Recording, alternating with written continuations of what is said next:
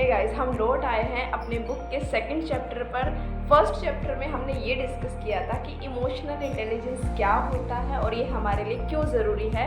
इस चैप्टर में हम ये डिस्कस करने वाले हैं कि इमोशनल इंटेलिजेंस के वो 4 डायमेंशंस कौन से हैं जो हमारी सक्सेस के चांसेस को बढ़ा देते हैं। The first dimension of emotional intelligence is self awareness. जब आप सेल्फ अवेयर होते हो तो आप ये समझ पाते हैं कि हर सिचुएशन में आप कैसा महसूस कर रहे हैं। अपने इमोशंस के बारे में सोचते हुए टाइम निकालने को ही सेल्फ अवेयरनेस क्या है। आपको क्या चीज़ खुशी देती है, आपको ये भी समझने की ज़रूरत है कि क्यों कुछ बातें हमें रिएक्ट करने पर मजबूर कर देती है।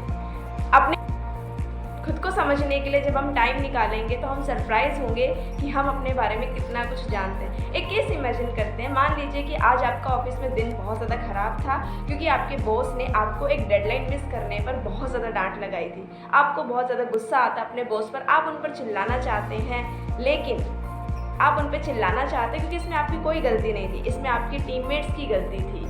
इससे पहले कि आप कुछ कह पाते आपका बॉस आपको निकाल देता है और घर पहुंचते पहुंचते आप बहुत ज़्यादा गुस्से में होते हैं और आप एक छोटे बच्चे को कीचड़ में खेलते देखते हैं और उसे डांटते हैं। वो आपके गुस्से को देखकर डर जाता है एंड रोने लग जाता है, जबकि आम दिनों में आपने कभी भी इस तरीके से गुस्सा नहीं किया। तो आपको एहसास होता है, आप गिल्टी फील करते हैं कि किस तरीके से ऑफिस में कुछ भी गड़बड़ी होने से आप अपने फैमिली मेम्बर्स के ऊपर गुस्सा निकालते हैं। अगर आप सेल्फ अवेयरनेस की प्रैक्टिस करना चाहते हैं तो आपको चेक करना होगा कि आप जो कर रहे हैं वो सही है या नहीं है।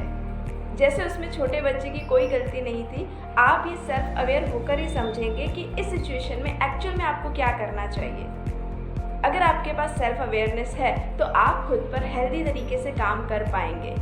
आप अपने इमोशंस को समझने से डरेंगे नहीं।